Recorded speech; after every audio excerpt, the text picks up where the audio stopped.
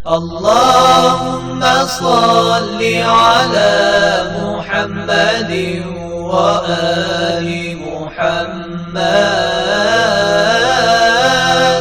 اللهم صل على محمد وآل محمد.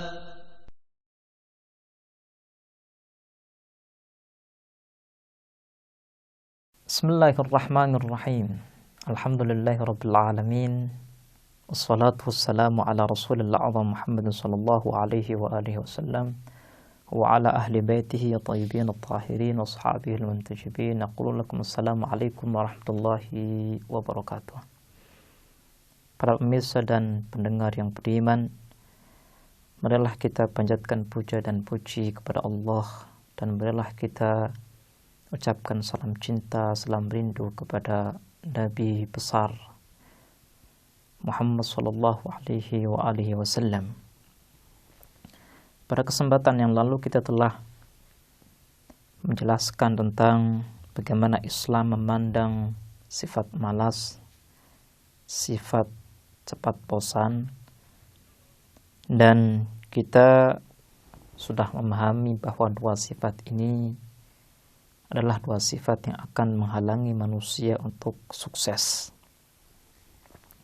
Pada kesempatan yang baik ini, insyaallah kita ingin membahas tentang bagaimana Islam memandang manajemen,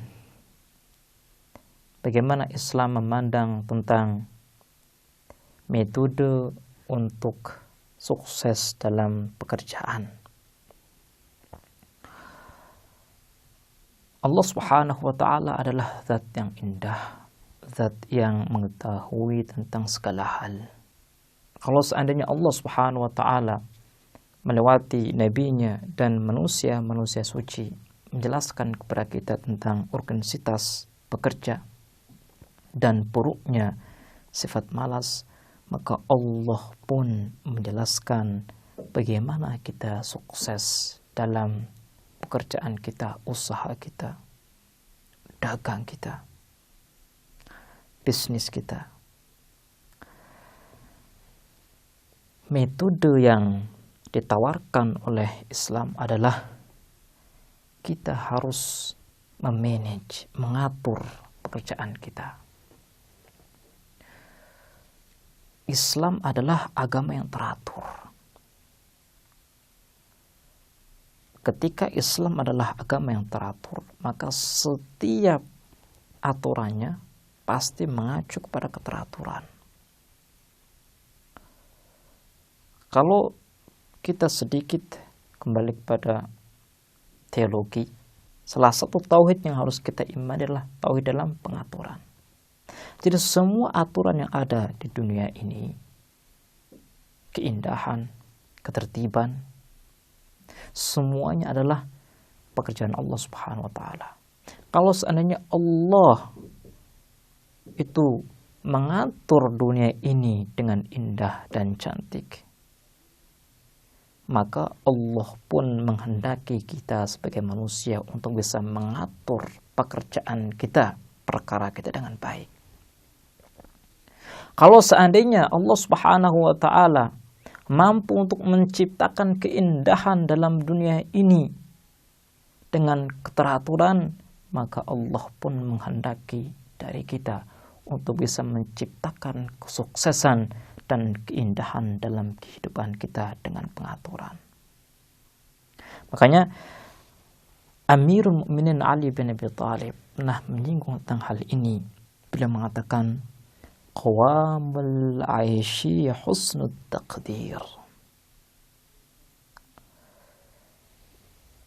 Pondasi kehidupan ini itu terletak bagaimana kita mengaturnya. Kemudian wa milakuhu husnud tadbir. Bagaimana parameter bahwa kita itu sudah mengatur kehidupan kita dengan baik? Parameternya adalah apakah kita mengatur kehidupan ini dengan berpikir terlebih dahulu, merenungi perkara kita, permasalahan kita, apa pekerjaan yang pantas buat kita, bagaimana kita meraih kesuksesan ke depan. Jadi kata Imam Ali bin Abi Thalib, kalau kita ingin memiliki kehidupan yang kuat, kehidupan yang mulia, maka kita harus mengatur kehidupan ini. Tanpa pengaturan yang jelas, pengaturan yang baik, maka mustahil kita akan mendapatkan kehidupan yang mulia. Ini adalah perkataan beliau.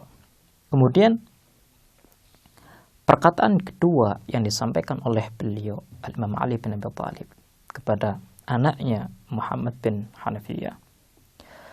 Beliau mengatakan, "Wat-tadbiru qabla al-amal yu'minukum minan nadam." Ketika kita berpikir, merenungi tentang apa yang kita ingin perbuat, maka hal ini akan menjauhkan penyesalan dari diri kita. Merenungi dan berpikir artinya kita memanage, kita mengatur pekerjaan kita dari awal sampai akhir. Islam itu memberikan satu solusi yang luar biasa untuk kita, tapi kita enggan untuk melakukannya.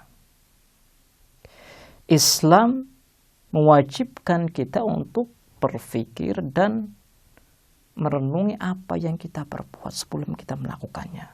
Hal ini untuk mencegah sesuatu yang negatif yang akan terjadi.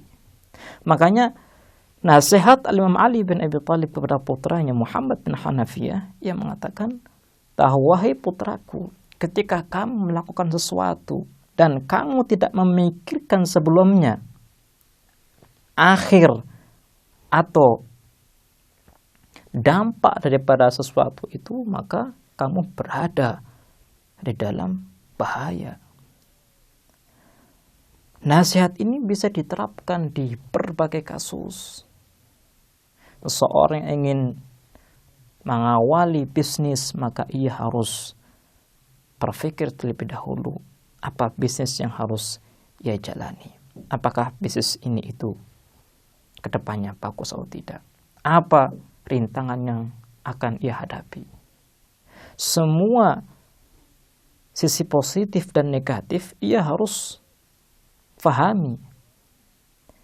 Kalau seandainya ada seseorang yang ingin menjalani bisnis, tapi dia tidak mau mengkaji tentang usahanya, bagaimana tuntutan pasaran, bagaimana kekuatan konsumen dalam membeli produknya, maka orang tersebut sama dengan ingin menghancurkan dirinya sendiri, ingin melemparkan dirinya kepada kehancuran. Karena ketika orang tersebut menghadapi kegagalan dalam bisnisnya, maka dia pasti akan menyesal. Kenapa? Dari dahulu saya tidak berpikir dan membuat satu rancangan yang jelas supaya kondisi ini bisa dijauhkan dari diri saya. Jadi para pemirsa bisa melihat bagaimana Islam yang diajarkan oleh Amirul Mukminin Ali bin Abi Thalib menjelaskan tentang satu metode yang jitu dalam meraih keberhasilan, yaitu husnu tadbir, yaitu husnu taqdir. Kita harus pandai memanage pekerjaan kita. Kita harus bisa memanage usaha kita. Kita harus mengetahui sisi lemah dan sisi kuat pekerjaan kita. Ini adalah pandangan Islam yang disebutkan oleh manusia-manusia suci seperti Ali bin Abi Thalib, di mana Ali bin Abi Thalib adalah sosok yang menjadi rujukan orang-orang sezamannya, menjadi rujukan kita untuk mengenal Islam yang sebenarnya. Beliau adalah murid yang berhasil, yang dididik oleh Rasulullah Shallallahu Alaihi Wasallam. Baiklah pemirsa, Insyaallah kita akan melanjutkan bahasan tentang keislaman kita di kesempatan yang lain. Kita akhiri. Wassalamualaikum warahmatullahi wabarakatuh.